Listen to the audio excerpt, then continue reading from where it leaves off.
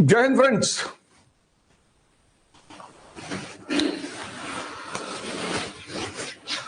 उठ जाग मुसाफिर भोर भई, अब रैन कहां तुम सोवत है। और जो सोवत है सो खोवत है, जो जागत है सो पावत है। तो पढ़ाई समझ में आ रही है, कैसे पढ़ना है, कहां गलती हो रही थी। मेहनत तीन तरह की होती है और कर्म का फल नहीं है, याद रखना, ज्ञान का फल है। मेहनत तीन तरह की होती है, तीन तरह की। तुम जितने लोग परेशान थे उसकी सबसे बड़ी वजह यह थी कि तुम सही अप्रोच से मेहनत नहीं कर पा रहे थे।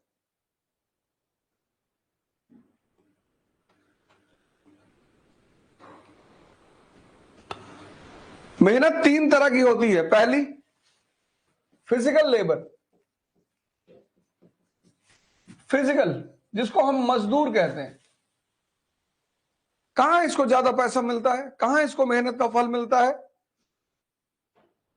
इंग्लिश में भी राइट करिए, इंग्लिश टर्म यूज करेंगे, टेंशन मत लो। ये बिलिंगुअल क्लास थी, मैंने पहले ही कह दिया था कि एक्चुअली मॉडर्न इंडिया की जो सीरीज है इंग्लिश मीडियम की, वो ऑलरेडी अपलोडेड है। तो modern India, ancient India, English medium पूरी अपलोडेड है।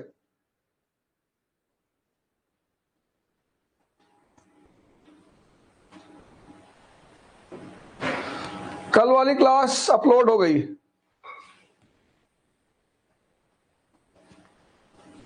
हाँ, इंग्लिश में वर्ड्स लिखे। तो लेबर तीन तरह की होती है। एक फिजिकल लेबर, दूसरा मेंटल, इसकी कीमत ज्यादा होती है, मेंटल लेबर। तीसरा कॉन्शियस लेबर, इसकी कीमत तो बहुत होती है। कॉन्शियस कॉन्शियस कॉन्शियस लेबर, इसकी कीमत तो बहुत होती है। जिसकी जितनी कॉन्शियस जिंदा होती चली जाएगी, उसकी दुनिया में कीमत बढ़ती चली जाएगी।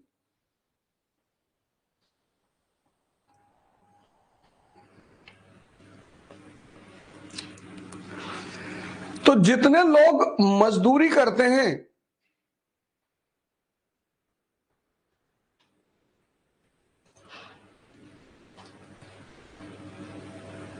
नंबर सिर्फ उनके स्क्रीन पे शो कर रहा है, यहाँ किसी को नहीं शो होगा। यहां किसी को नहीं शो होगा नंबर, तुम चिंता मत करो।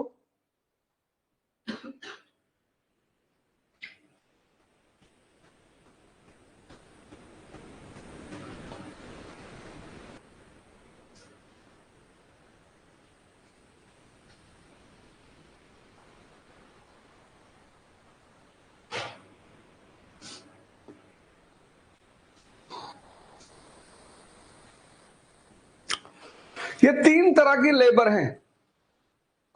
अब इतना मत टाइप करो यार, रुक जाओ थोड़ा सा, सब टाइप ही किए जा रहे हो।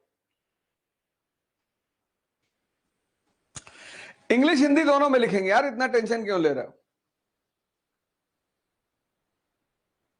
अरे तो अब धीरे धीरे रिलेट करोगे ना, पहला चैप्टर खत्म होने दो, रिलेट होगा। तो चैप्टर 1 ही सिर्फ ऑनलाइन मिलेगा, बाकी नहीं।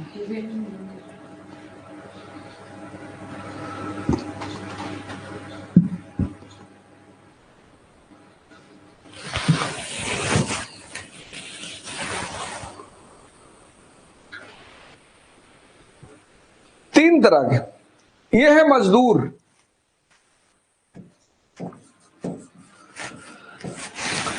ये है साहब, और ये है भगवान।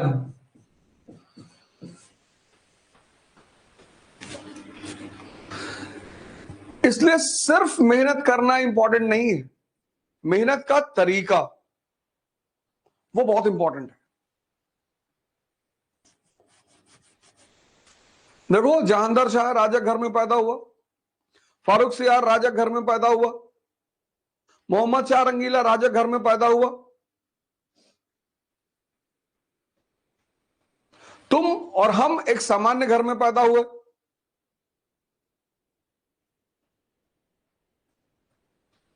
इसलिए भगवान का आशीर्वाद मर्सिडीज नहीं है। भगवान का आशीर्वाद है संतुलित मन। तभी तो मैं तुमसे ध्यान करने को कहता हूं। ध्यान करने का मतलब अपने मन पर 24 घंटा नजर। तुमसे कौन काम कराएगा? तुम्हारे जीवन के सारे काम तुम्हारा मन करता है। देखो, तुम 5 बजे उठ रहे हो, तुम में से कितने लोग रहे होंगे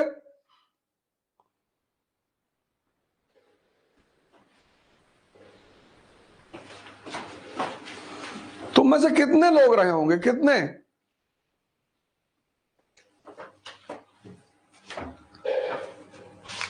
जिनको लगता था कि सुबह उठ ही नहीं सकते?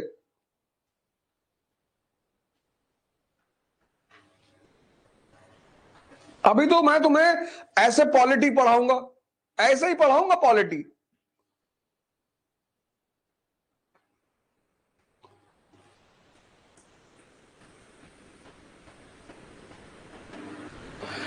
ऐसे ही मैं तुम्हें इकोनॉमी पढ़ाऊंगा, मैं पढ़ाऊंगा।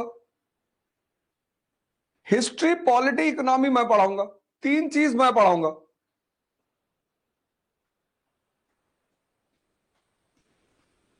और उसके बाद शायद कुछ करने की जरूरत भी नहीं रहेगी।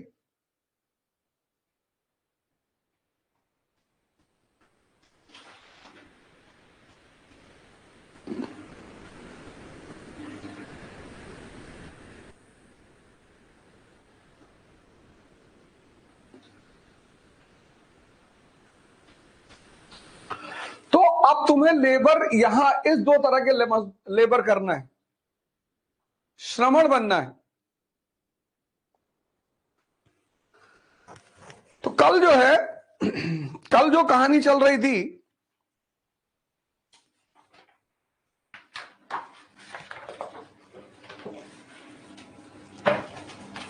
मोहम्मद शाह किंग मेकर है, सैयद ब्रदर।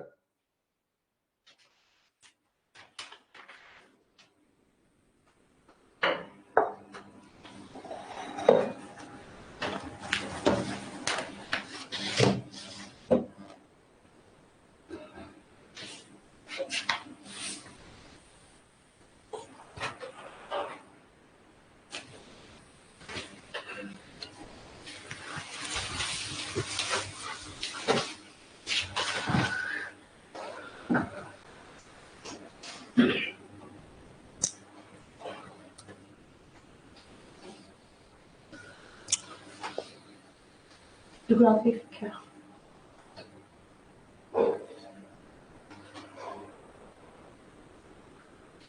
ज्योग्राफी भी पढ़ाएंगे, पर किसी चीज की कोई कमिटमेंट नहीं है। जितना मजा लेते जा रहे हो बस लेते जाओ। चलो आओ, कुछ मांगो मत। पीडीएफ कब मिलेगा, ये कब मिलेगा, कुछ नहीं मिलेगा। जितना मिल रहा है सुबह 5 से 7 उतना रख लो। बाकी जो मैं दे दूं वो गिफ्ट। मांगना तो कुछ मत कि पीडीएफ नहीं मिल रहा, ये नहीं मिल रहा, रिकॉर्डेड क्लास नहीं मिल रही। वो रिकॉर्डेड तो कभी मिलेगी ही नहीं। वो तो बवाल ही नहीं करना। 5 बजे उठो, बैठो मेरे साथ। तुम तो बैठे हो, मैं खड़ा हूं।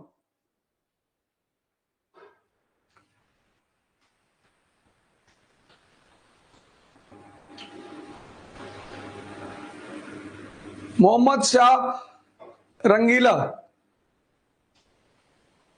दिमागी तौर पे कमजोर, ओछा, अय्याश, षड्यंत्रकारी, कॉन्स्पिरेटर, घूस लेने वाला, दरबारियों के घूस में हिस्सा लेने वाला,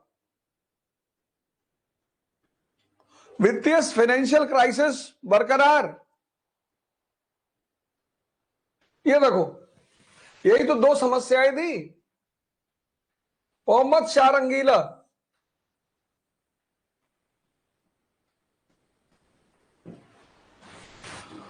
फिकल माइंडेड, दिमागी तौर पे कमजोर, फिकल माइंडेड, दिमागी तौर पे कमजोर, ओछा, चीप, अय्याश,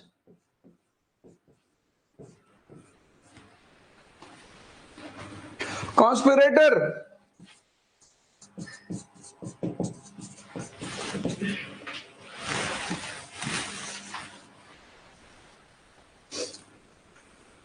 टेकिंग शेयर,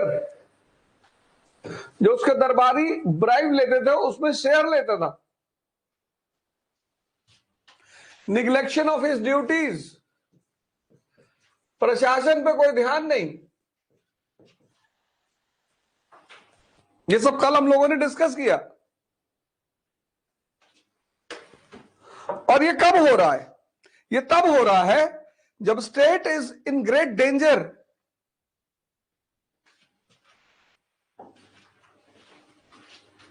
ये कब हो रहा है? जब state is in great danger, great, राज्य खतरे में है। और इस पृष्ठभूमि में, इस बैकग्राउंड में दो घटनाएं घटी बड़ी जबरदस्त। सुन लो, मुगल साम्राज्य को फाइनल ब्लो किसने मारा? सुनो चुपचाप, कुछ मत लिखो, चैट बॉक्स बंद हो गया है, अब लिखते भी रहोगे तो कोई फायदा नहीं। अब कनेक्ट करो, जैसे तुम करो ना, मैं कनेक्ट नहीं कर पा रहा हूं। अब देखो, सारे फैक्ट्स तुम्हारे सामने हैं। 1720 से 1748,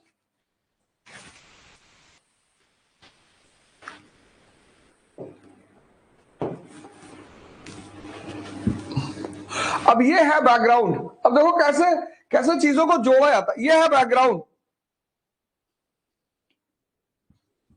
तोपखाना मजबूत है, प्रशासन अभी खत्म नहीं हुआ है, मराठे दक्षिण में है, राजपूत लॉयल है।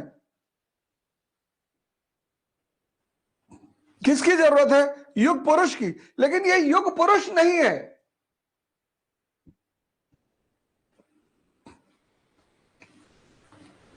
यही साथ में एक दूसरा डायग्राम बना लो कि तोपखाना मजबूत है, आर्टिलरी इज स्टिल स्ट्रॉन्ग, तोपखाना मजबूत है,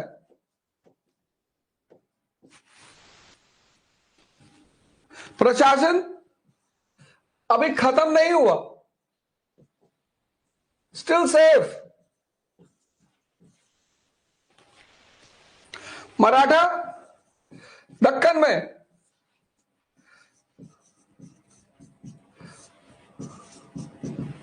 राजपूत लॉयल।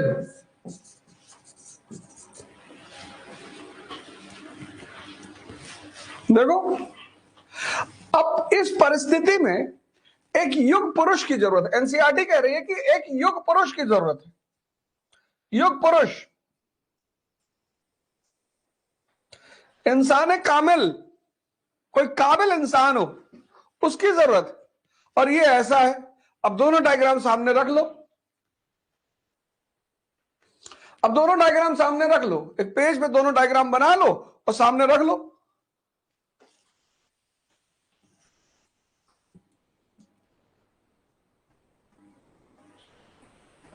कोई बहुत काबिल आदमी,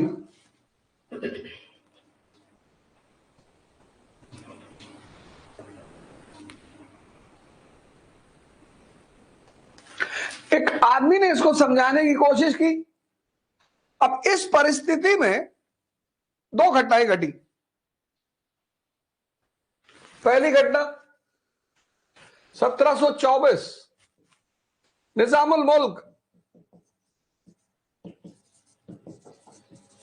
आ रहे, उसने कहा भाड़ में जाओ, तुमको समझा रहे हैं यार, तुम मान ही नहीं रहे हो, भाड़ में जाओ। और निजामुल मुल्क ने दिल्ली छोड़ दिया, हैदराबाद एक अर्ध स्वतंत्र राज्य की स्थापना की। और एनसीईआरटी लिखती है कि यहीं से मुगल साम्राज्य के वास्तविक विघटन की शुरुआत हुई। See the line used by NCERT कि यहीं से मुगल साम्राज्य के वास्तविक विघटन, this was the real beginning of disintegration of Mughal empire. यहीं से क्या बात किया है, रियल बिगिनिंग, मुगल साम्राज्य के डिसइंटीग्रेशन की रियल बिगिनिंग यहीं से शुरू होती है। क्यों? ये आइडियल बन गया, ही बिकम्स आइडियल, ये आइडियल बन गया। बंगाल इसी रास्ते पे चल पड़ा, कर्नाटक इसी रास्ते पे चल पड़ा, पंजाब इसी रास्ते पे चल पड़ा, सबको एक एग्जाम्पल मिल गया कि भाड़ में जाए, सब अपना अपना चलाओ। और दूसरी घटना जो घटी वो थी 1739 करनाल का युद्ध।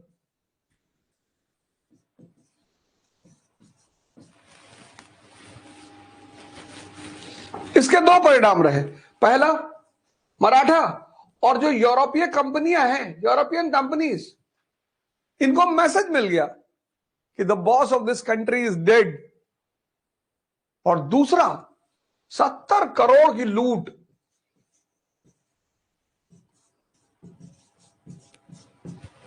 ये दो घटनाएं बहुत इंपॉर्टेंट। 70 करोड़ तख्ते ताउस उठा ले गया। कहते भैया घर में पैसा नहीं मिला तो लोटा थरिया उठा लेंगे, तो ये लोटा थरिया उठा ले गया नादिर शाह, तख्ते ताउस उठा ले गया, कोहिनूर हीरा लेके चला गया।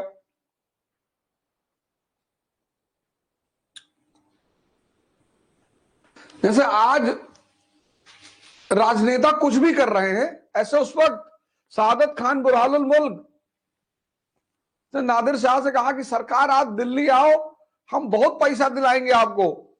उसने कहा अच्छा, कहा हमको वजीर बनवा देना।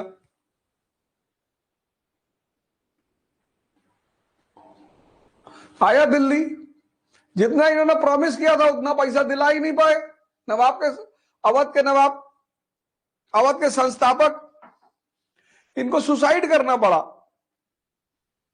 देखो आज इलेक्शन का माहौल है, 24 का इलेक्शन है, ऐसा लग रहा है पूरे देश में आग लगी हुई है। वही कोरोना में ना किसी ने हिंदू पूछा, ना किसी ने मुसलमान पूछा, सब एक दूसरे के लिए प्लेटलेट और खाना क्या क्या बांट रहे थे। ना किसी ने दलित पूछा, ना किसी ने ब्राह्मण पूछा। यही अभी 1 साल पहले, 2 साल पहले, वो भी तुम्हारे सामने, आंखों के सामने घटा। तो ग्रुप टोलियां बना बना के एक दूसरे घर खाना पहुंचा रहे थे, प्लेटलेट मुहैया करा रहे थे, सब एक दूसरे की मदद कर रहे थे। और अभी क्या हो गया इस देश को? इलेक्शन है,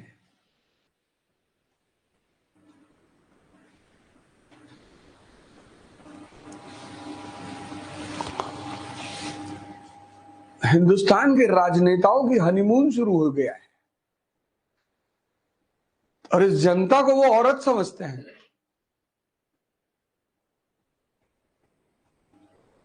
तो अब उसको चढ़ा रहे हैं, इंस्टिगेट कर रहे हैं, और फिर लात मार के भगा देंगे इलेक्शन के बाद।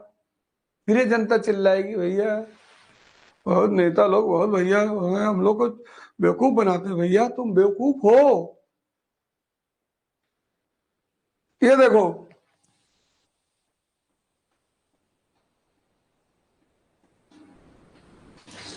(1724) 1739,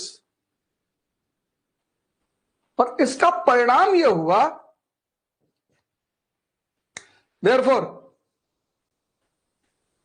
सब डायग्राम बनाते चलो, इसका परिणाम यह हुआ, क्या हुआ? एंड ऑफ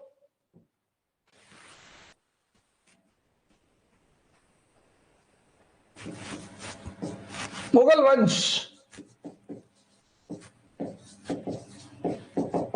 की प्रतिष्ठा, प्रेस्टिज का अंत।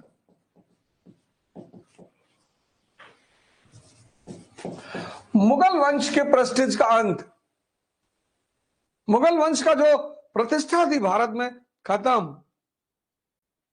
दूसरा, केंद्रीय प्रशासन को लकवा हो गया, central administration central administration paralyse हो गया, लकवा मार गया। फाइनेंशियल कंडीशन,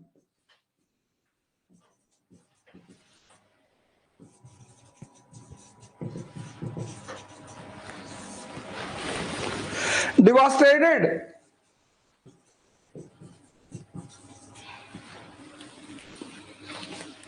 उत्तर पश्चिम का दरवाजा खत्म, नॉर्थ वेस्ट फ्रंटियर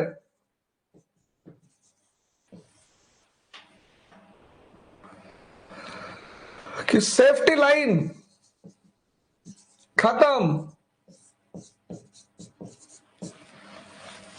ये देखो, इन दोनों घटनाओं का परिणाम मुगल वंश की प्रतिष्ठा का अंत, सेंट्रल एडमिनिस्ट्रेशन को paralysis,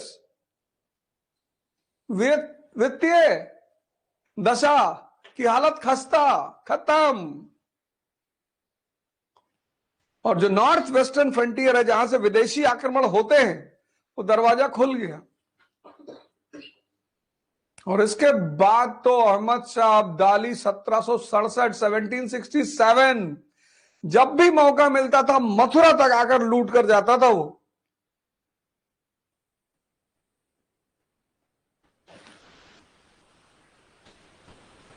and Mughal dynasty in reality खत्म।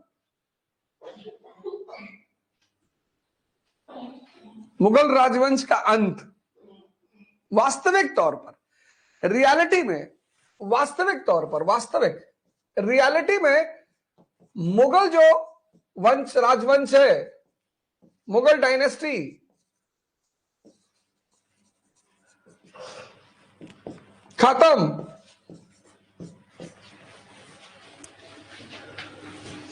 क्या बचा? कुछ भी नहीं बचा। लेकिन ये राजवंश 1857 तक चलता रहा। ये बड़ी बात है। क्यों? यहां सब कुछ खत्म, लेकिन ये राजवंश 1857 तक चलता रहा। उसकी वजह एक्सप्लेन किया शाह आलम 1759। ये तो अपने वजीर के डर की वजह से दिल्ली में रहा ही नहीं।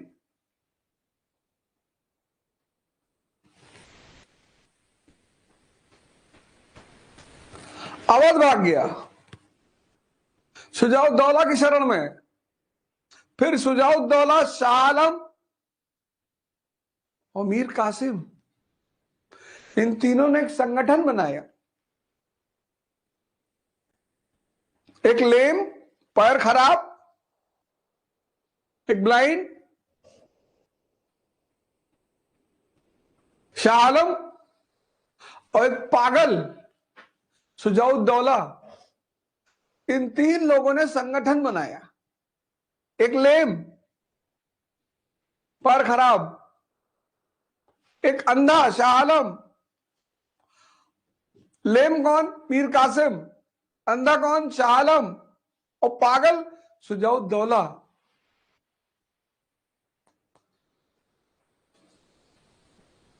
शरीर तो स्टीफन हॉकिंस की भी खराब है। शरीर की बात नहीं हो रही है, पर्सपेक्टिव की बात हो रही है। इन तीनों लोगों ने गुट बनाया। बोले हम लोग लड़ेंगे भाई। बोले किससे? बोले खली से।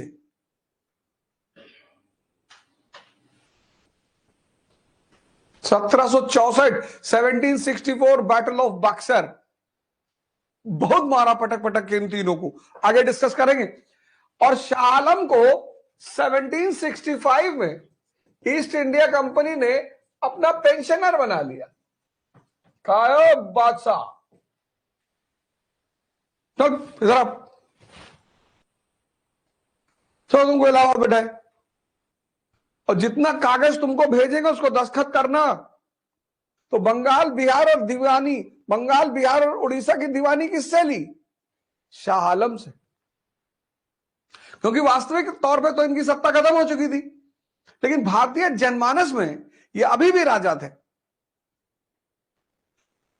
तो ये जो यूरोपियन कंपनियां थी और भारतीय रजवाड़े थे, ये अपनी अचीवमेंट को लीगलाइज करने के लिए इनका सहारा लेते थे, इसीलिए 1857 तक जिंदा रहे। तो 1765 में ईस्ट इंडिया कंपनी ने पेंशनर बना दिया। क्यों बनाया पेंशनर? इनसे दीवानी लिया। कहां की? बंगाल की, बिहार की, उड़ीसा की। देखो, मरा हुआ हाथी भी 1.25 लाख का है।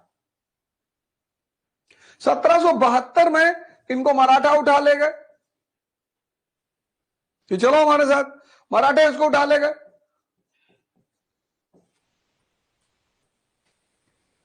कि अब तुम हमारे लिए दस्तखत करोगे। 1803 में लॉर्ड लेक ने दिल्ली पर कब्जा कर लिया।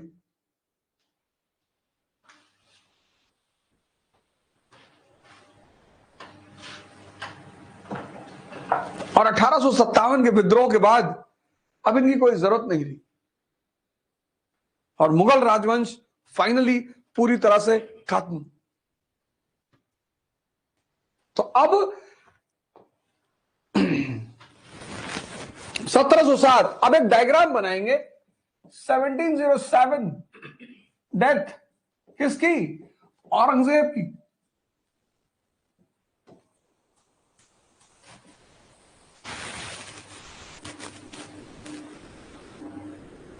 अब ये पिक्चर बनाओ औरंगजेब की। प्रॉब्लम क्या चल रही है? क्या क्राइसिस है? विद्रोह, revolt, revolt in different parts, विभिन्न क्षेत्र में। पहला संकट ये, और दूसरा फाइनेंशियल क्राइसिस।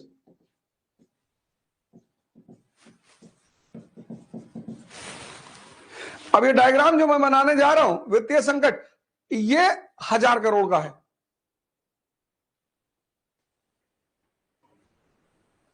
इस डायग्राम को मैं बनाऊंगा, इसकी पिक्चर तुम बनाओ अपने मन में, यहां सेव करो, यहां।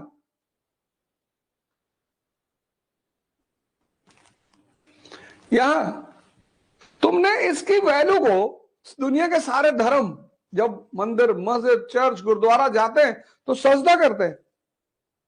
पहला सजदा इसलिए करते हैं कि मालिक दिमाग खराब मत होने देना।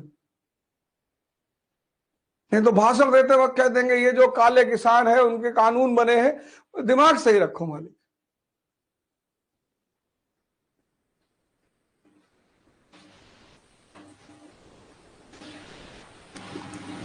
और दूसरा कि मैं इसका इस्तेमाल कर ले जाऊं।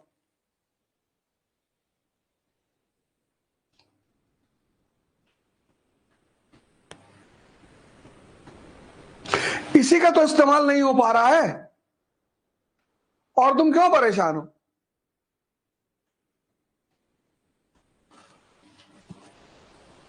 बहुत लोग तो अभी भी रजाई नुप के फोन और निकाल के बस सुन रहे होंगे। उठो यार, बाहर निकलो।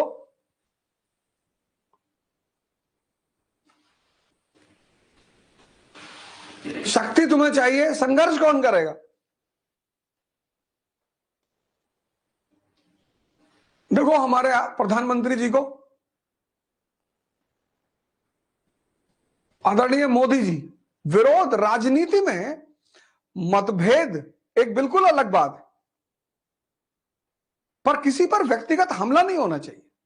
अटल बिहारी वाजपेयी ने एक बार नेहरू जी को हिटलर कह दिया था, उस पर रिजाइन कर दिया था उन्होंने। राजनीतिक विरोध एक अलग चीज है और मर्यादा अलग चीज है। और मोदी जी को तो मैं देखता हूं कि राम के सिर्फ भक्त नहीं है, फॉलो करते हैं पूरी तरह, त्याग। और उनकी श्रीमती जी वो सीता जी से कम नहीं। यहां 10 दिन बिना पत्नी के रह जाओ तो धमकी देने लग जाए।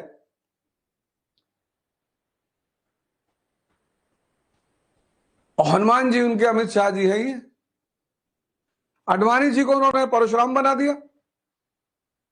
टर्की में इतना उनको बोला जाता है, टर्की में भूकंप आया। मैं आदरणीय प्रधानमंत्री जी को बहुत बहुत धन्यवाद कहना चाहता हूं, बहुत बहुत। क्या मदद भेजी उन्होंने कि मतभेद एकदम अपनी जगह है, जहां मानवता की बात आएगी वहां भारत का प्रधानमंत्री दुनिया में सबके साथ खड़ा हुआ है, और इस बात के लिए उन्हें सबको उन्हें शुक्रिया कहना चाहिए, सीखना चाहिए उनसे। और राम की तरह शबरियों के साथ बैठे हुए हैं। बनारस गए, जितने वर्किंग कम्युनिटी के लोग थे उनके बीच कुर्सी हटा के जाके बैठ गए।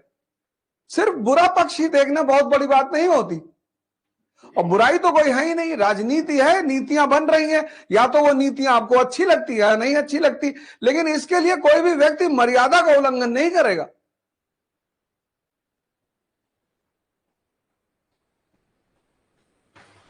खैर करेगा भी तो समझ लेंगे। तो ये कंडीशन है 1707 में। अब इस कंडीशन में कौन आ रहा है? बहादुर शाह वन,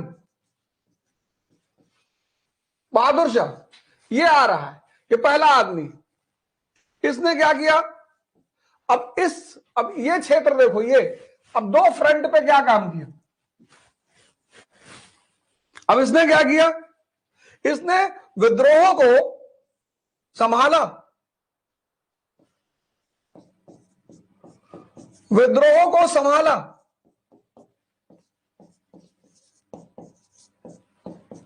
पर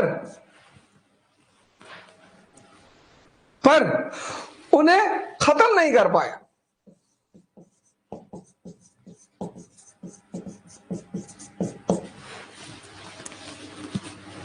गुरु गोविंद सिंह जी के बाद बंदा बहादुर से झगड़ा चलता रहा, मराठा असंतुष्ट रहे, राजपूतों के साथ कोई बहुत मेल मिलाप वाला काम नहीं हुआ, हालांकि वो शांत कर ले गया लेकिन नहीं हो पाया।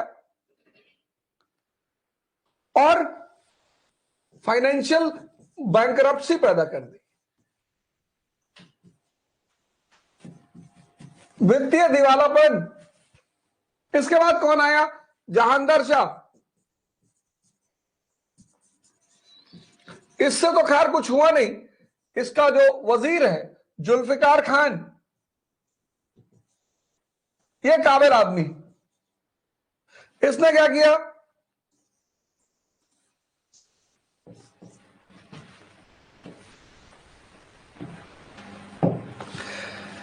इसने क्या किया?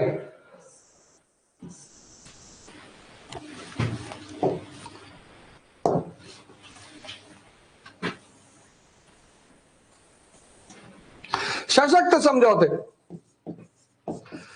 सशक्त समझौते, जजिया खत्म कर दिया, राजपूत राजाओं को सशक्त, पावरफुल अरेंजमेंट्स, एग्रीमेंट्स, सशक्त समझौते किए, जजिया खत्म कर दिया, राजपूत राजाओं को ओहदा दिया, बड़ा बड़ा सूबेदारी दी, मालवा और गुजरात की, बड़े बड़े टाइटल दिए।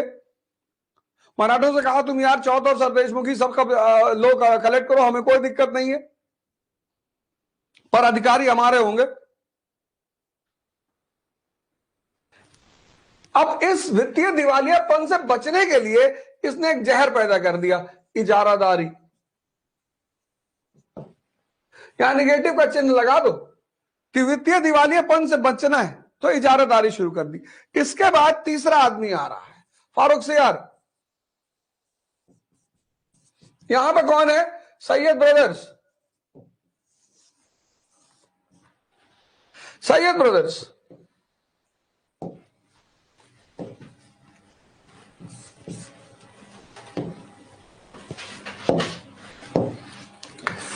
सैयद ब्रदर्स इन्होंने तो हंगामा ही कर दिया, मराठों का सपना पूरा कर दिया, राजपूतों का सम्मान बढ़ाया, सशक्त समझौते का विस्तार, सशक्त समझौते का विस्तार, समझौते का विस्तार, expansion of the strong agreements. इसने संभाला, विद्रोह को संभाला। किसने? बहादुर शाह ने। खत्म नहीं कर पाया। इसने क्या किया? सशक्त समझौता इसके काल में हुआ, जहांगीर शाह के काल में। सब खुश तो हुए पर संतुष्ट नहीं हुए। इसने क्या, इसके काल में, फारूक सियार के काल में सशक्त समझौते का विस्तार, मराठों का सपना पूरा हो गया, मराठा स्वराज। राजपूतों को बड़े पद मिले।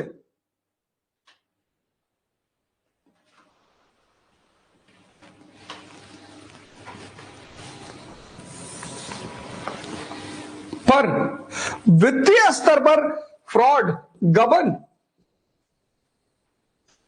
गृह युद्ध, सिविल वॉर, ठेकेदार कहां पैसा देगा? ठेकेदार किसी को पैसा ही नहीं देगा।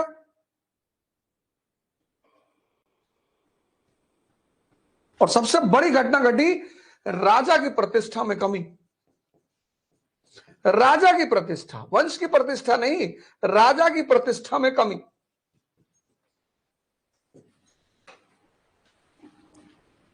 Downfall in the status of the king, उसी की हत्या हो गई।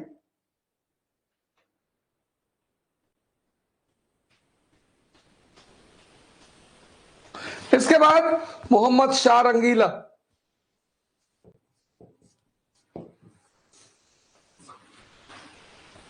मोहम्मद शाह रंगीला, इसके काल में क्या हुआ?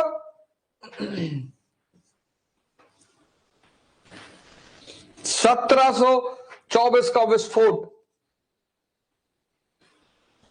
1724 का विस्फोट, क्षेत्रीय राजवंशों का उदय। अब किसी को समझाने की जरूरत ही नहीं, अब सब आजाद हो रहे हैं। उस आजादी की शुरुआत किसने की? हैदराबाद ने।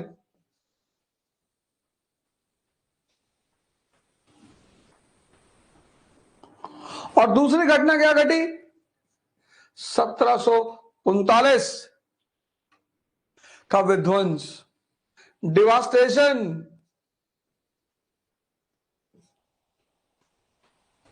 ये देखो, ये है तुम्हारा माइंड मैप। इसको कहते हैं नोट्स। ये थी चुनौतियां, ये थे सॉल्यूशन।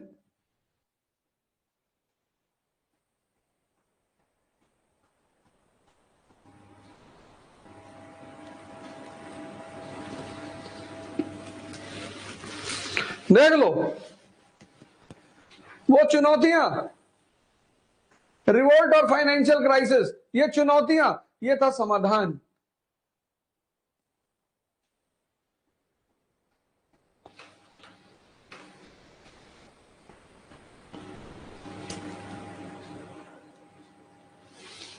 यहां देखो, अब यहां तुम एक काम और कर सकते हो, यहीं पर ऐसे ऐसे करके पॉइंट्स लिख सकते हो, तो डायग्राम बहुत प्यारा हो जाएगा और सारे 20-25 फैक्ट यहीं पे तैयार हो जाएंगे। और कॉन्सेप्ट अब यहीं पे, कल एक नई चीज दूंगा तुमको, बहुत नई, और झन्ना जाओगे तुम।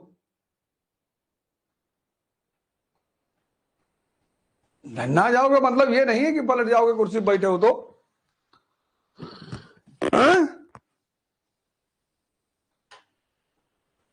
ये जो 501 रुपया दे रहे हो, ये तुम मेरे स्कूल में चंदा दे रहे हो।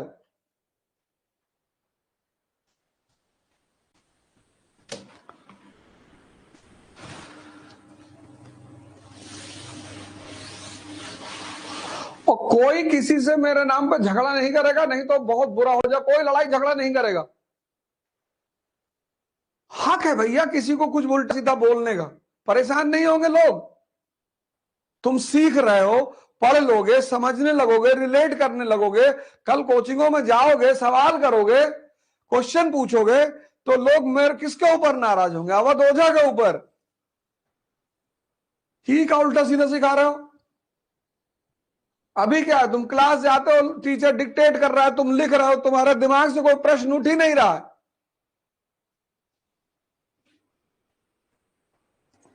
सदगुरु का एक स्टेटमेंट मुझे बहुत अच्छा लगता है, मुझे सदगुरु ही बहुत अच्छे लगते हैं। उनका एक स्टेटमेंट मुझे बहुत अच्छा लगता है, मैं मुर्दों को जिंदा करने वाला संत नहीं हूं, मैं जिंदों को जगाने वाला संत हूं।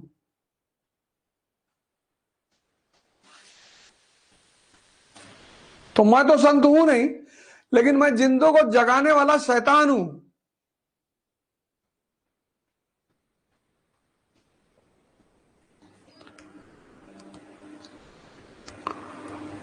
मेरे जीवन में अंधकार था, मैं इन संतों के करीब आया, मुझे जीवन में रोशनी मिली। बस उसी रोशनी को मैं बांट रहा हूं अपने भाइयों और बहनों के बीच में, कि तुम्हें डरने की जरूरत नहीं है, निराश होने की जरूरत नहीं है, परेशान होने की जरूरत नहीं है, बस दिशा बदलने की जरूरत है। ये देखो, वही एनसीईआरटी तुम कितनी बार पढ़े और ये सब नहीं निकाल पाए। देखो इसे, इस पूरे डायग्राम को गौर से देखो और इस पूरे डायग्राम को बनाओ। वही एनसीईआरटी छोटी सी, सोचो कितनी कीमती है। और कल एक भयंकर चीज दूंगा तुमको,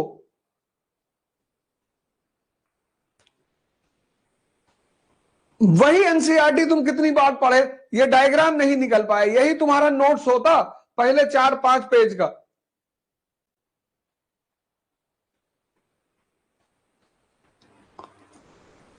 पूरी पिक्चर तुम्हारे सामने, ये पन्ने में और इसका मटेरियल दिमाग में। अब ये डायग्राम मोबाइल में सेव कर लो, बैठो Company Garden Allahabad, Lanka Varanasi, India Gate Delhi, Dal झील श्रीनगर, न्यूयॉर्क, लाहौर, कराची, कहीं भी बैठो और इस पिक्चर को देखो, सोचो, मनन करो, दिमाग की क्षमताओं का विस्तार करो। तुम्हारा दिमाग कमजोर नहीं है, तुम्हारा दिमाग खराब है। मेरा भी खराब था।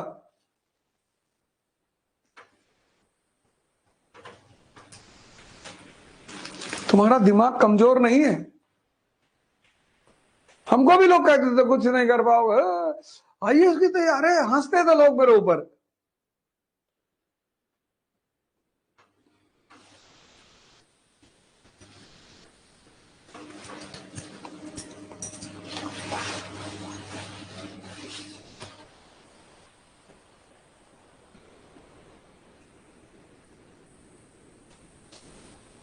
जैसे आज तुम्हारे ऊपर हंसते हैं, ऐसे मेरे ऊपर हंसते थे, तो कुछ नहीं कर पाओगे। ये कर लो, किराने की दुकान खोल लो, गवर्नमेंट गारमेंट की शॉप खोल लो।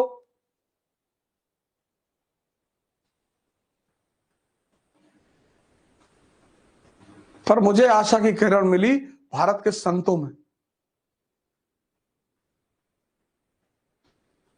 एक दो नोट नकली निकल गया 50,000 की गड्डी में, तो सारे गड्डी सारी नोट फाड़ डालोगे?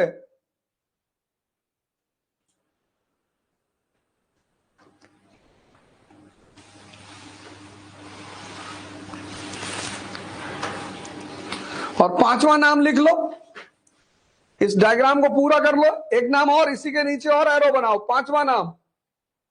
पांचवा नाम कौन सा? शाह आलम।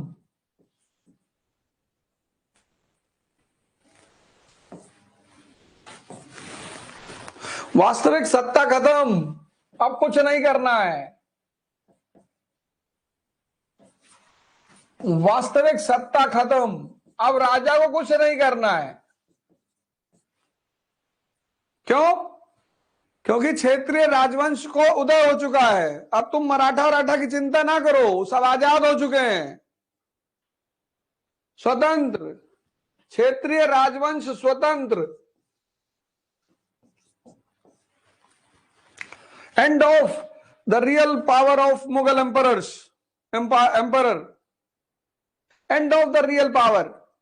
अब कोई पावर ओवर नहीं है, क्योंकि रीजनल स्टेट्स इंडिपेंडेंट हो चुके हैं। तो फिर इनकी क्या भूमिका है? लीगलाइजर की। लीगलाइजर, ये वैधता दे रहे हैं।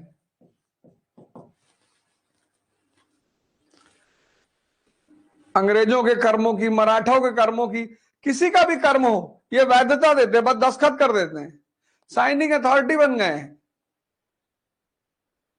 उसमें सबसे बड़ा एग्जाम्पल तुम लिख लो, दीवानी 1765 की ईस्ट इंडिया कंपनी को इन्होंने दी, और इस वैधता के चक्कर में 1857 तक इनका वजूद जिंदा रहा।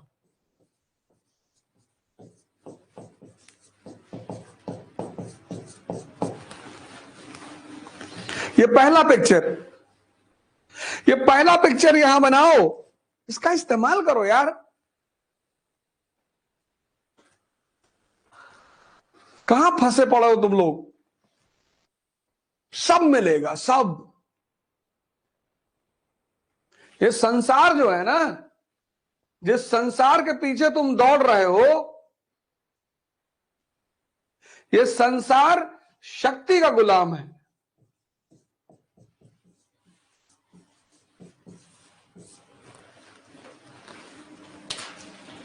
सर तुम्हारी आज स्थिति है, ऐसे कभी मोदी जी की भी रही होगी।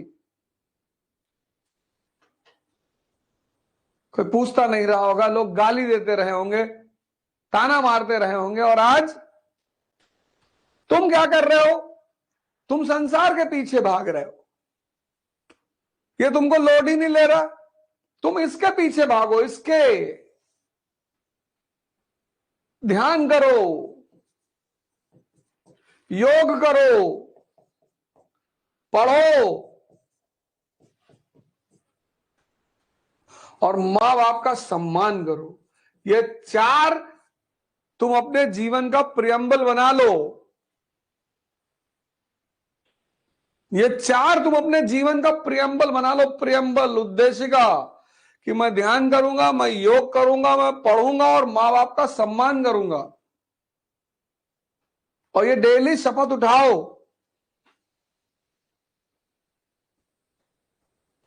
कल आईएएस बनोगे तो शपथ लोगे ना भारत के संविधान की, तो आज ही भारत के संविधान की शपथ लो कि मैं अवध ओझा योग करूंगा, मैं अवध ओझा प्रतिदिन ध्यान करूंगा, मैं अवध ओझा प्रतिदिन पढ़ूंगा, और मैं अवध ओझा अपने माता पिता का सम्मान करूंगा।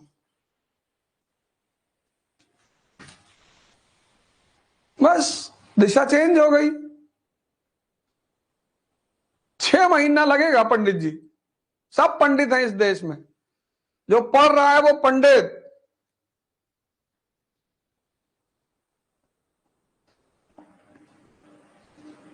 और जो पढ़ते पढ़ते जाग जाएगा वो ब्राह्मण। Example doctor Ambedkar.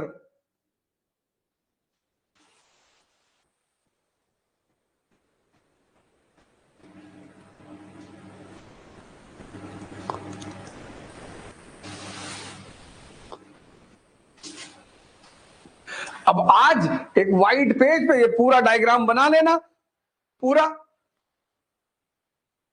हो गया नोट्स। कितना पेज है? पहला पेज कितना है? पहली हेडिंग का कि 1 2 3 4 4 पेज है। 4 पेज का मैटर 1 पेज में तुम लिया है। तुम में से तो बहुत लोग बड़ी बड़ी कोचिंगें किए होंगे, पर कोई, मैं किसी कोचिंग को बुरा नहीं मानता, मैं किसी टीचर को बुरा, मैं कुछ लोगों को तो बुरा मानता ही नहीं।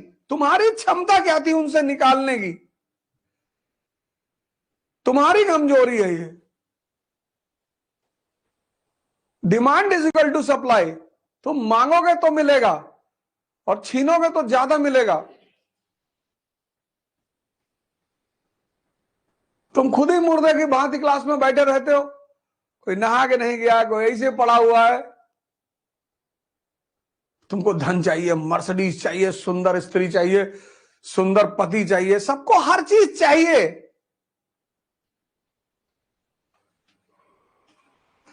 दोगे क्या? महत्वाकांक्षा की देवी बलि मांगती है। जो महत्वाकांक्षा की देवी है ना, ये बलि मांगती है, बलि। तो किसकी बलि चढ़ाओगे? अपने आलस्य की।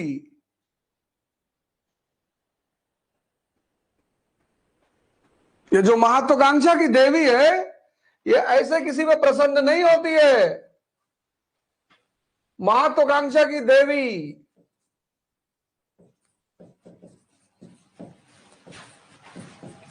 महत्वाकांक्षा की देवी, ये बलि मांगती है, बलि किसकी?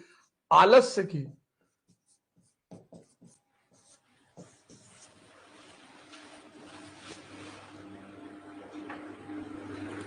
किसकी? नेगेटिविटी की। इस दुनिया में कौन अच्छा है?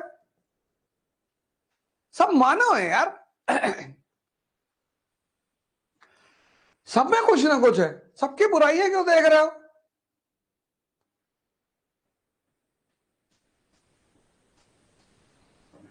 इस देश के आदमी को इतना मजा आता है बुराई सुनने में, किसी की भी।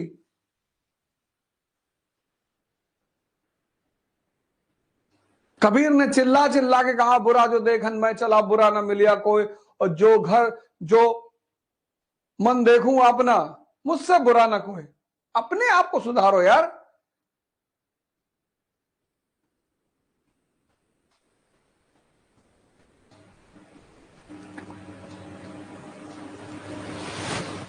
आकाश, इसकी बलि चढ़ानी है आलस्य की, नेगेटिविटी की, द्वेष की,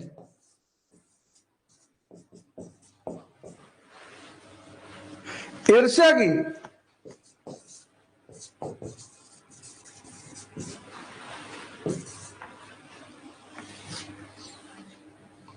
किसने किया? श्री राम ने किया।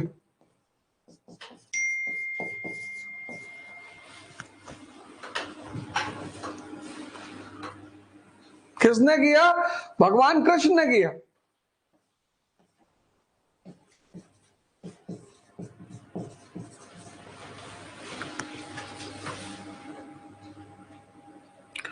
किसने किया?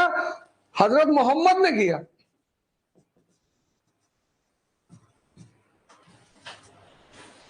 और किसने पीक पे किया? लॉर्ड जीसस ने। और देखो इनकी हस्तियां क्या हो गई। तुम तो सिर्फ आईएएस बनना चाहते हो, इनको देखो।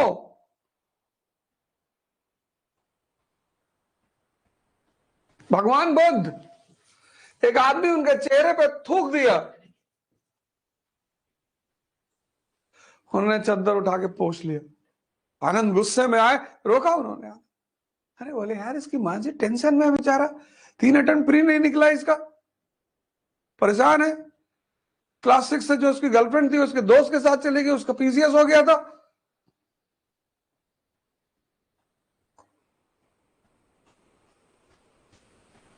अम्मा पापा डेली घर आ रहे हैं कि खत्म हो तुम, और गुड्डुआ का हो गया।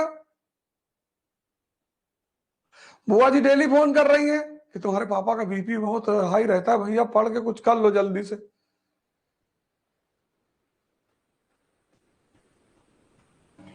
गांव भर के लड़के चिढ़ा रहे हैं कि कलेक्टर आए हैं, कलेक्टर। रिक्शा वाला तमीज से बात नहीं करता।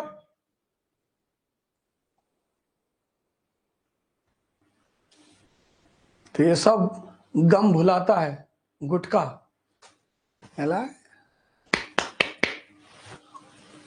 भाड़ में गई दुनिया, बाद में देखा जाएगा।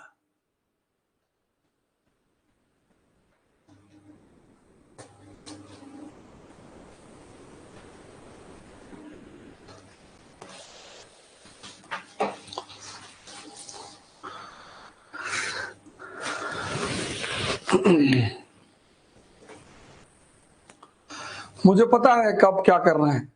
ध्यान यही तो सिखाता है, यही सब तो सिखाता है, और क्या करता है ध्यान?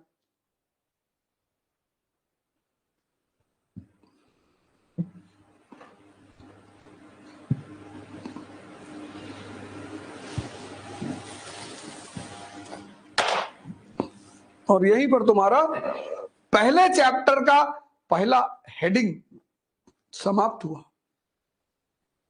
कितना मजा आया।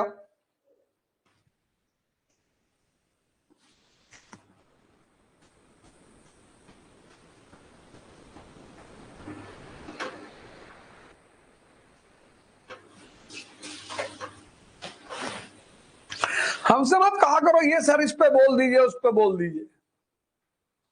कुछ बोलने के मत क्या करो, मुझे जब जहां बोलना होता है मैं बोलता हूं।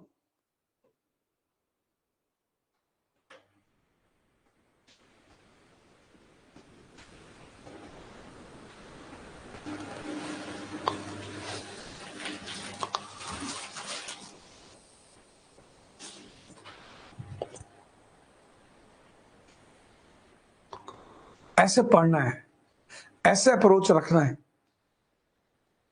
ऐसे। अभी सोचो एक हेडिंग क्लियर हुई, एक, और जिस दिन ये पूरी किताब क्लियर हो जाएगी फिर सोचो तुम अब अगली हेडिंग उठा लो। अगली हेडिंग क्या है? भारतीय राज्य और समाज, इंडियन स्टेट्स एंड सोसाइटी। बहुत प्यारी हेडिंग, भारतीय राज्य और समाज, इंडियन स्टेट्स। किताब साथ में रखो, इंडियन स्टेट्स एंड सोसाइटी।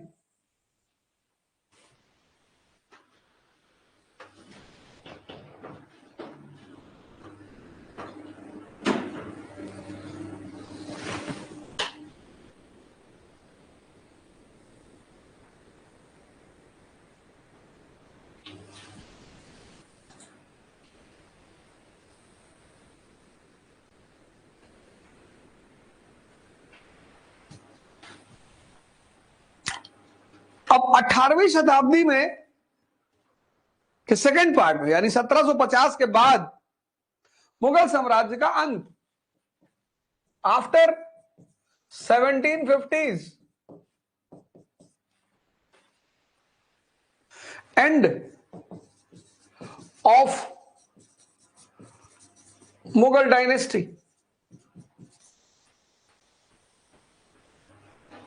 1750 के बाद मुगल राजवंश का अंत, वास्तविक रूप में, इन रियलिटी।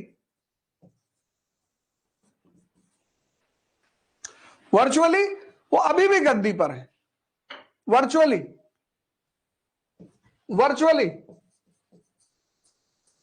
वो गद्दी पर है, वो थ्रोन पर है, लेकिन अब उनका शासन सिर्फ दिल्ली में।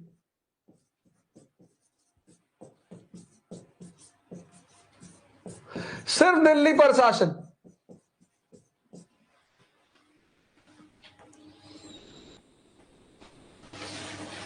तो बाकी भारत कैसे चल रहा है? अब यहां पे क्वेश्चन मार्क लगाओ, यहीं पे एक क्वेश्चन लिखो कि फिर बाकी भारत, रेस्ट ऑफ इंडिया, बाकी भारत को कौन चला रहा है? यहीं पे तुम एक क्वेश्चन बनाओ, क्वेश्चन मार्क लगाओ, खुद से क्वेश्चन करो कि 1750 के बाद वास्तविक तौर पर मुगल सत्ता का अंत, उनका शासन क्षेत्र दिल्ली, तो बाकी भारत को कौन चला रहा है?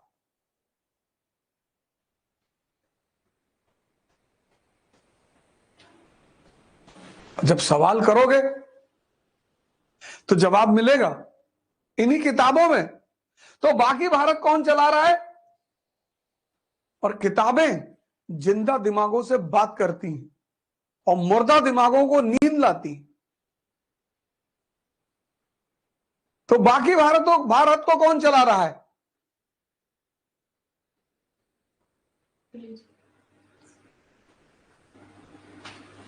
हाँ, बाकी भारत को चला रहे हैं क्षेत्रीय राजवंश, रीजनल पावर्स।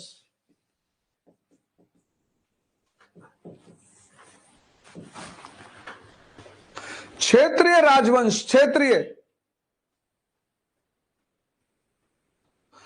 ना मेरा घर कोई ना आना, मैं इस वक्त कानपुर में हूं।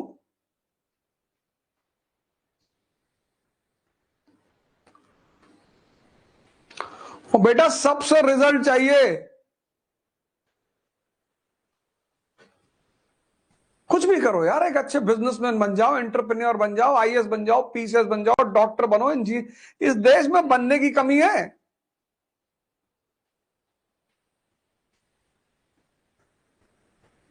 पीडीएफ वूडीएफ कुछ नहीं मिलेगी, चुपचाप बैठे रहो, जितना पढ़ा रहे हो उतना पढ़ो। पीडीएफ कब मिलेगी? कोई कमिटमेंट किसी चीज का नहीं है।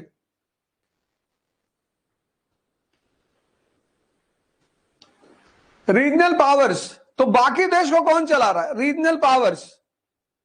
अब ये रीजनल पावर दो तरह, two types.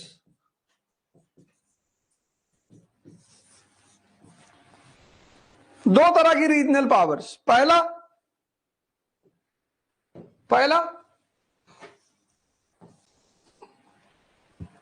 Succession states. Succession, उत्तराधिकार के राज्य, उत्तराधिकार राज्य, सक्सेशन स्टेट्स। यानी मुगल गवर्नर्स ने अपने आप को अपने क्षेत्र में इंडिपेंडेंट घोषित कर दिया।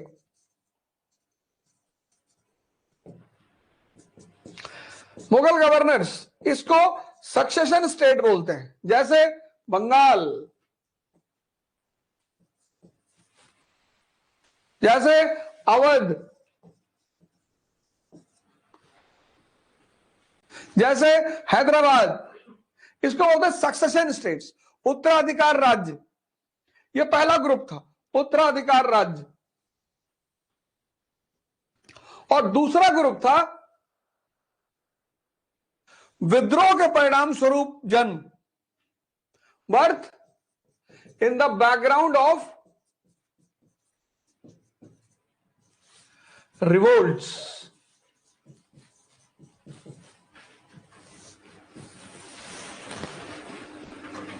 विद्रोह के पृष्ठभूमि में जन्म, जैसे मराठा, जैसे जाट, जैसे सिख। ये दो तरह के राज्य।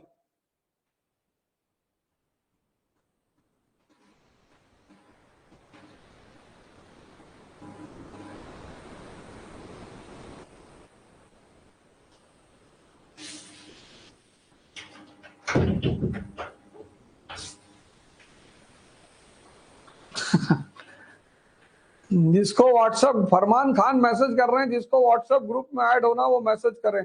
हमको ऐड कर लो फरमान।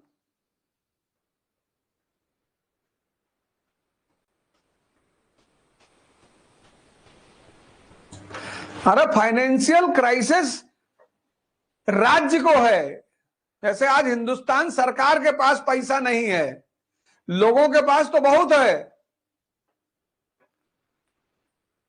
सोचो बेटा, यही तो सोचना है। यही हाल तो कंपनी का हुआ था 1770 में। कंपनी गरीब थी, बैंक ऑफ इंग्लैंड से 10 लाख पाउंड का लोन मांगा और कंपनी के अधिकारी बोरा में रुपया भर के ले जा रहे थे। तभी तो रेगुलेटिंग एक्ट आया था 1773 का। राज्य गरीब है, जनता नहीं। और लूटना किसको है? जनता को।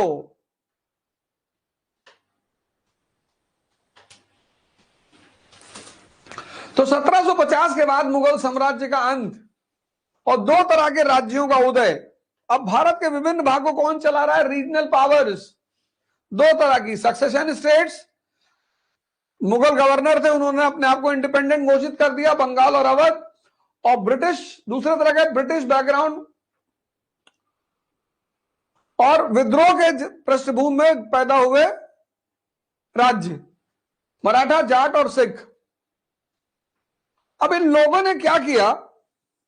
यह बहुत इंपॉर्टेंट डायग्राम। ये आखिर इन्होंने किया क्या? अब दो सवाल कि इन्होंने क्या किया, और दूसरा ये ईस्ट इंडिया कंपनी के शिकार क्यों हुए। ये दोनों सवाल लिखो कि इन्होंने क्या किया, what was their role, what was their role, इनकी क्या भूमिका थी। और दूसरा क्वेश्चन लिखो कि why they became the victim of East India Company. ये दो सवाल लिखो कि इनकी भूमिका क्या थी, क्या किया इन्होंने, और दूसरा कि ये ईस्ट इंडिया कंपनी के शिकार क्यों हुए।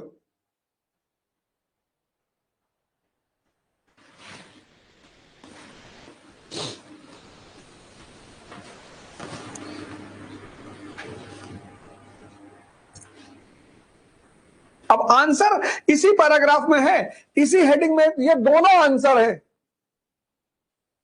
इनका रोल क्या था? पहला,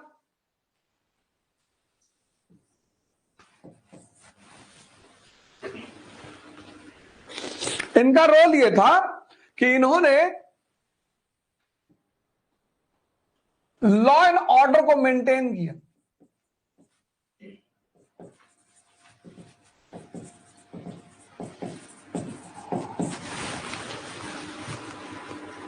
लॉ एंड ऑर्डर को मेंटेन किया। दूसरा, व्यवहारिक, मतलब अप्लाइड पॉलिटिकल और इकोनॉमिक ढांचा दिया, स्ट्रक्चर तैयार किया।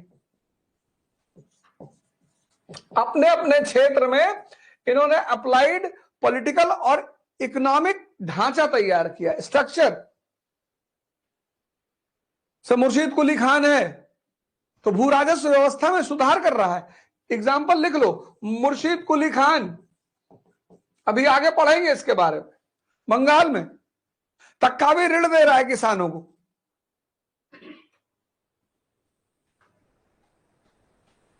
सिर्फ असल जमा, जो जमा की राशि है बस वही मांग रहा है किसानों से। जितने अवैध कर थे सबको खत्म कर दिया उसने। मुर्शीद कुली खान, अभी आगे पढ़ेंगे, टेंशन लेने की जरूरत नहीं है। तो लॉ एंड ऑर्डर मेंटेन किया, व्यवहारिक मतलब अप्लाइड पॉलिटिकल और इकोनॉमिक ढांचा अपने अपने क्षेत्रों में निर्मित किया, क्योंकि सब कुछ कोलैप्स हो चुका है, प्रशासन लकवाग्रस्त हो चुका है। तीसरा काम, पॉलिटिकल डिसेंट्रलाइजेशन। अराजकता इतनी ज्यादा है, पॉलिटिकल डिसेंट्रलाइजेशन।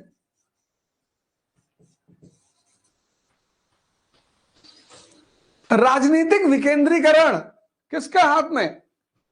जमींदारों के हाथ में। पैसा चाहिए जागीरदारों के हाथ में, सरदारों के हाथ में। सरदार मतलब वो नहीं, सिख। जो क्षेत्रीय छोटे छोटे सरदार थे उनसे समझौता कर लिया, ढांचा कोलैप्स कर चुका है।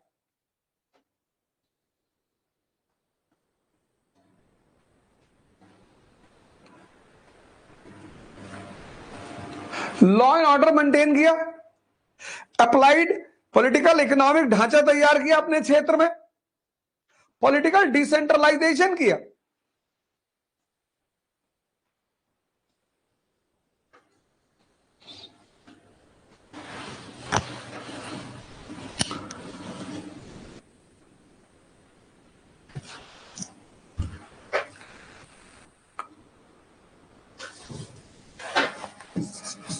नॉन कम्युनल राजनीति,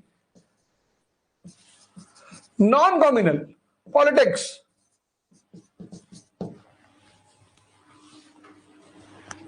नॉन कम्युनल कौन है? हैदराबाद के निजाम का सलाहकार पूरन चंद। कौन है? मुर्शीद कुली खान का सलाहकार रामजीवन। अभी आगे लिखेंगे सब। कोई डिस्क्रिमिनेशन नहीं किया, no discrimination, generally no discrimination. Trade and commerce को बढ़ावा दिया, promotion to trade and commerce. ये सारे काम किए इन राज्यों ने।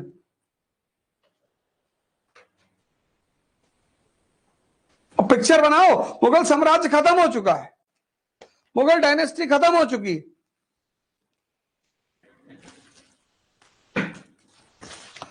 अब ये पिक्चर बनाओ, मैं बैठ रहा हूं, इसका मतलब ये कि तुम बोर्ड कायदे से देखो।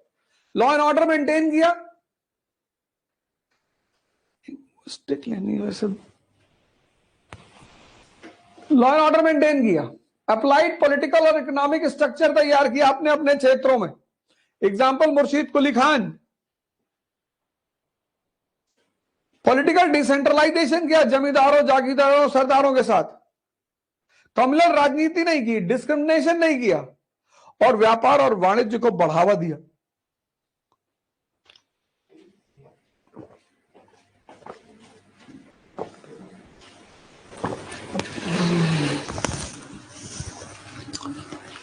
व्यापार और वाणिज्य को बढ़ावा दिया।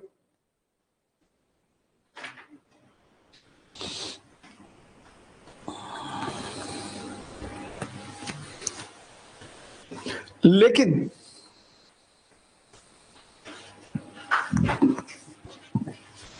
बट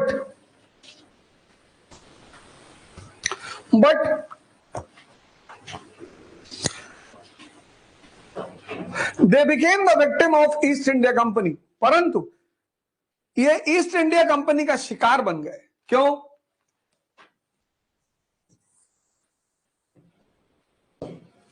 ये ईस्ट इंडिया कंपनी के शिकार बन गए। क्यों? क्योंकि 17th सेंचुरी से जो फाइनेंशियल क्राइसिस शुरू हुई थी,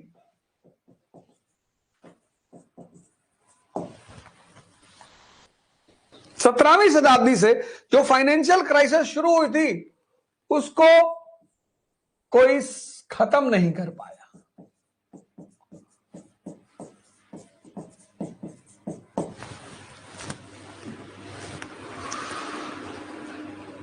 वो फाइनेंशियल क्राइसिस जो औरंगजेब को खा गई, बहादुर शाह को खा गई, जहांगीर शाह को खा गई, फर्रुखसियार को खा गई, मोहम्मद शाह को खा गई, उसको कोई खत्म नहीं कर पाया।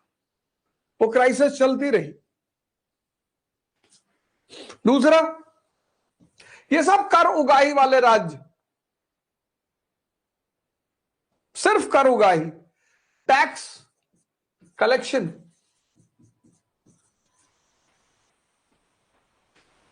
सिर्फ कर उगाही वाले राज्य, कर इकट्ठा किया, प्रशासन चलाया, खत्म। किसानों का जो उत्पीड़न था, सप्रेशन ऑफ फार्मर्स, ठेकेदारी की वजह से सप्रेशन ऑफ फार्मर्स, उसको रोक नहीं पाए।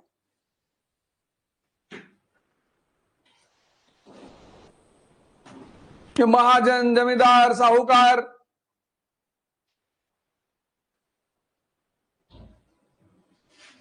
ठेकेदारी प्रथा आ गई कृषि में, और साहूकार वो तो जिसका फायदा उसका, दादा बड़ा ना भैया, सबसे बड़ा रुपया। 1990 के बाद देश की राजनीति ठेकेदारों के हाथ में चली गई। ऐसे ही शताब्दी में देश की राजनीति साहूकारों के पास चली गई। ईस्ट इंडिया कंपनी ने उनको फायदा देना शुरू किया, वो कंपनी के साथ चले गए, मेरा फायदा बचे, बाकी भाड़ में जाए दुनिया। और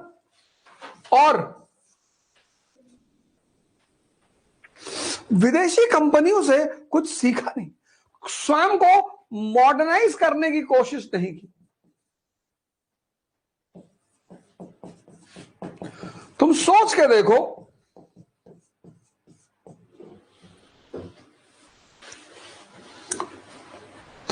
देखो, फ्रांस के व्यापारी यहां मौजूद हैं, ब्रिटेन के व्यापारी यहां मौजूद हैं, और वो कहां से कहां पहुंच चुके हैं। 15th सेंचुरी से जो बदलाव शुरू हुआ यूरोप में, renaissance, geographical discovery, enlightenment era,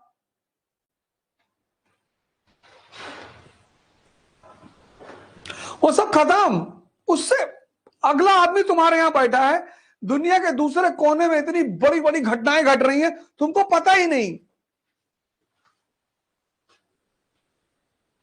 Russia और यूक्रेन का युद्ध पर चल रहा है, इस देश में 90% लोगों को पता ही नहीं कि क्यों चल रहा है। वो मजा ले रहे हैं कि हेलीकॉप्टर गिर गया भैया यूक्रेन में, और तू मंत्री मर गया यार, वो तिनवा मारिस हुई।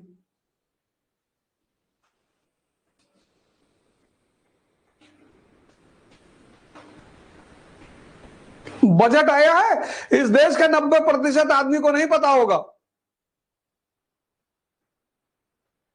ये जो संसद में लोग बैठे हैं, ये इनको तुम तनख्वाह देते हो। इस देश की जनता, we the people of India solemnly resolve, और इनकी हिम्मत, और तुम ही जाके इनका पैर छूते हो। इस देश के मालिकों ने अपने नौकरों को बेअंदाज कर दिया है।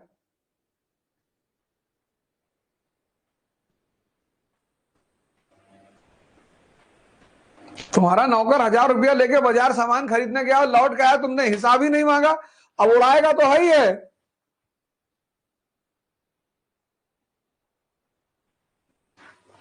ये देखो, तो क्या रोल प्ले किया इन्होंने, ये पहले उस क्या भूमिका रही इनकी मुगल साम्राज्य के पतन के बाद, ये भूमिका थी। ये शिकार क्यों हुए, इसकी वजह से।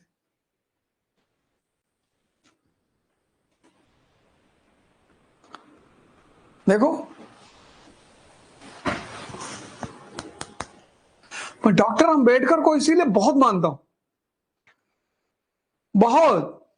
और एक चीज उनकी जो मेरे दिल में इम्प्रिंट है, और न्यूटन का चौथा लॉ देने वाले आदमी है डॉक्टर अंबेडकर, कि दुनिया में जितने भी लोग परेशान हैं, दमित हैं, शोषित हैं, वो शिक्षा की तरफ चले गए, पढ़ें। लोगों ने कहा काहे भैया, अरे बोले शिक्षा शेरनी का दूध है, भैंस का नहीं, गाय का नहीं, शेरनी का। जो पिएगा वो दहाड़ेगा।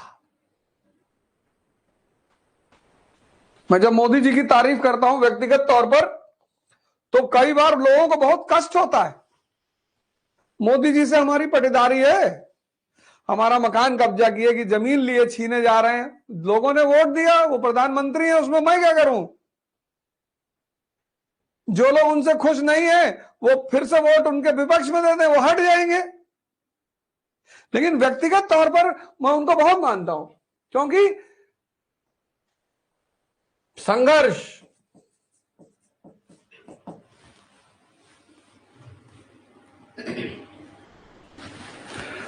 करुणा, योद्धा और क्रोध,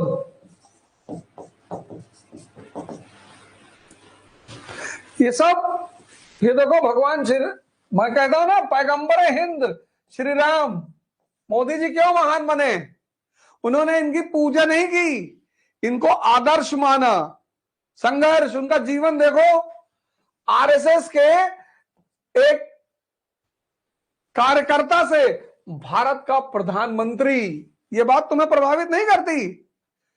हर व्यक्ति से कुछ ना कुछ सीख लो। प्रभु राम ने घर छोड़ा, उन्होंने भी छोड़ा। करुणा, टर्की का मुद्दा देख लो, इतना लोग उनसे कहते हैं। ये देखो, नरेंद्र मोदी आरएसएस के कार्यकर्ता से पीएम, हालांकि वो कहते हैं मैं चाय बेचता था, पर मैं नहीं मानता। वो सपनों के व्यापारी हैं, सपना दिखना भी जानते हैं और सपना दिखाना भी जानते हैं। देख लो टर्की वाले मुद्दे पे कि मुसलमानों से नफरत करते हैं, योद्धा हैं।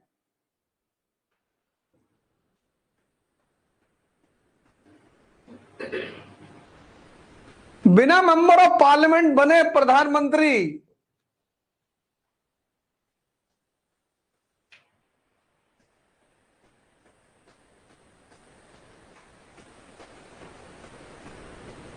और क्रोध, राज्यसभा के भाषण में लोगों ने देखा ही, कहा मुझे मत छेड़ो।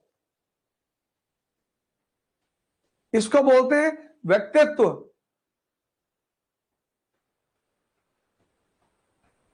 मोदी जी श्री रामचंद्र की पूजा नहीं करते, फॉलो करते हैं। अंबेडकर जी की पूजा नहीं करनी है, फॉलो करना है। ये देखो,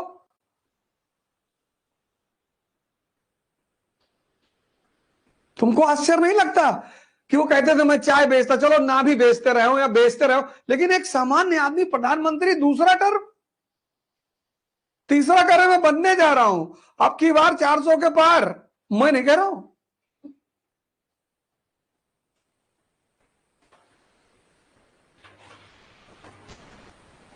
अरे चुनाव लड़ने जा रहा है बीजेपी से, मैं कहा मैं चुनाव लड़ूंगा? मैं क्यों चुनाव लड़ूंगा? मुझे पता है मुझे क्या करना है।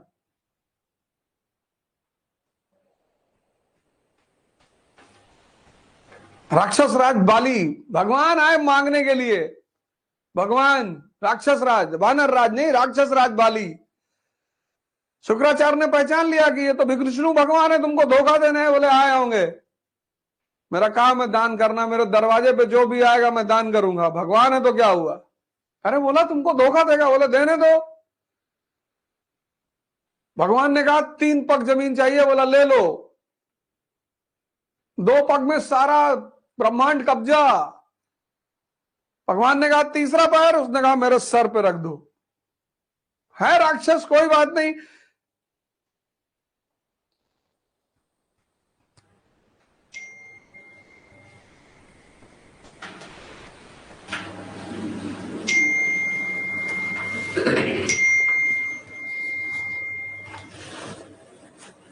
विरोध करना अलग बात है, आलोचना करना। आलोचना शब्द कहां से बना? लोचन से, आंख। लोचन माने आंख, इसलिए जब ज्यादा हम किसी को घोरते हैं तो उसको कहा जाता लुच्चा। आलोचन निष्पक्ष होकर देखना। देखो 2 हेडिंग तुम्हारी तैयार हो गई। यही एनसीईआरटी तुम्हारे जीवन में कयामत कराएगी, एकमात्र।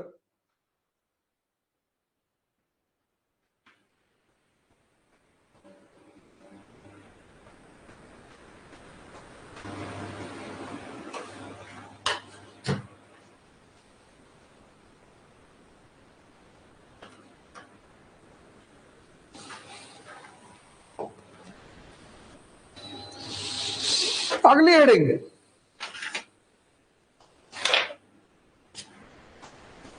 हैदराबाद और कर्नाटक।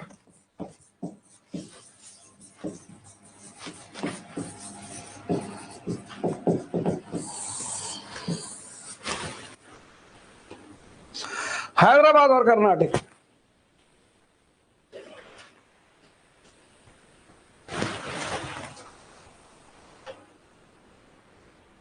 अब हैदराबाद की स्थापना किसने की? निजामुल मुल्क ने। क्यों की? क्वेश्चन मार्क लगाओ यहां। क्यों की? कोई तो वजह रही होगी, क्यों छोड़ के आया वो? उसने सैयद बंधुओं को हटाया। सैयद बंधुओं को हटाया। उसकी अहम भूमिका रही सैयद बंधुओं को हटाने में। 1720 से 22 दक्कन का प्रभारी, इंचार्ज ऑफ दक्कन। 1722 से 24 मुगल साम्राज्य का वजीर।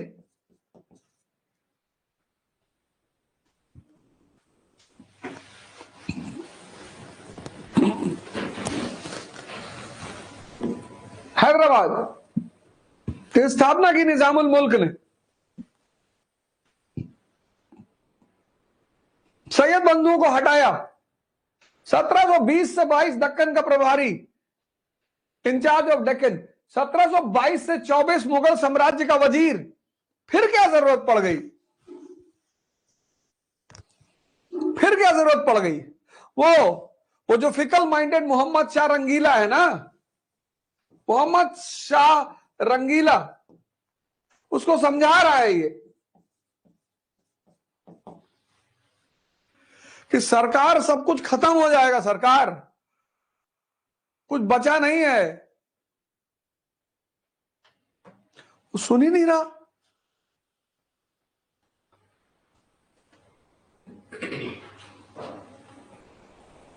तो जब भी राजा तुम्हारी अच्छी बातों को नहीं सुन रहा है ना, उस राजा का त्याग कर देना चाहिए।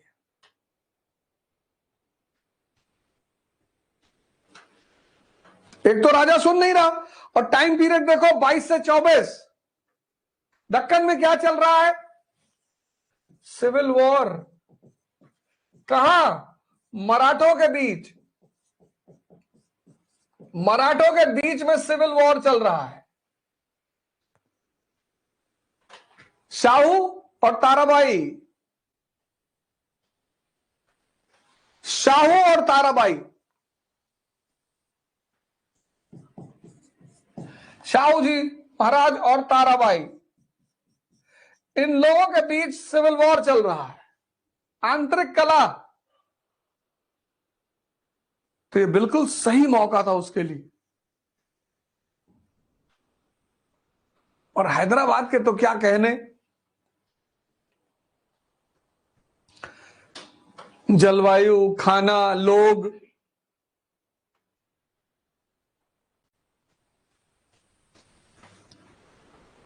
हैदराबाद चले हो तो वहां का आदमी पहले तुम्हें बिरयानी खिलाने लेके भागेगा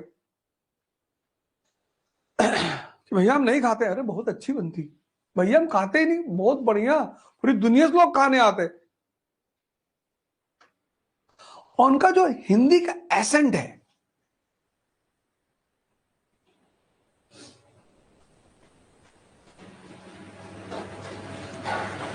असद साहब जब प्रधानमंत्री जी का नाम लेते तो कहते मोदी,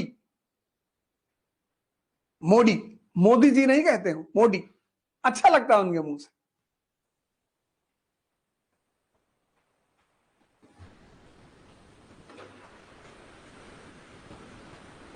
तो राजा समझने को तैयार नहीं, और दक्कन का एरिया सिविल वॉर का शिकार। और ये एक सुनहरा grand opportunity, grand opportunity.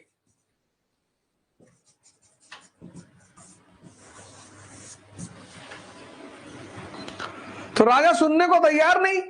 Delhi षड्यंत्र का केंद्र, न करेंगे न करने देंगे। ये पॉइंट भी ऐड कर लो, दिल्ली षड्यंत्र का केंद्र, Delhi the centre of conspiracies.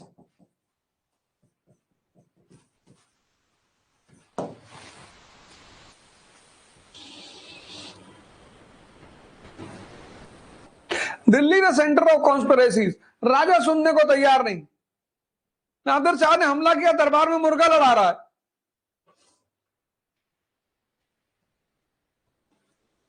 लोगों ने कहा कि साहब नादिर शाह आ रहा है दिल्ली की तरफ, लाहौर पे कब्जा हो गया, मुर्गा लड़ा रहा है दरबार में। कहा रहा होगा नादिर शाह ने पकड़ के बंदी बनाया, मुर्गा बनाया 2 दिन। कहा अंकल जी गलती हो गई। बोले ये कौन है? बोले ये यही है वो मुगल राजा। बोले ये है, मुर्गा बनाओ उसको।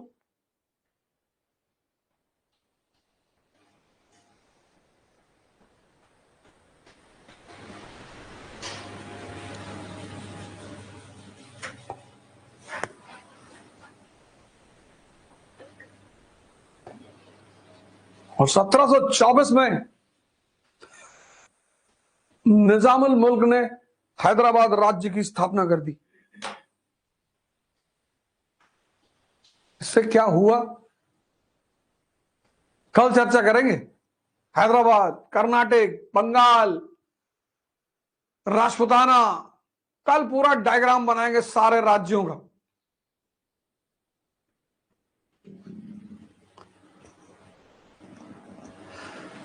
जागो, पढ़ो, जगाओ, अपना, अपने समाज का, अपने राष्ट्र का और इस पूरे विश्व का कल्याण करो। खड़े हो जाओ।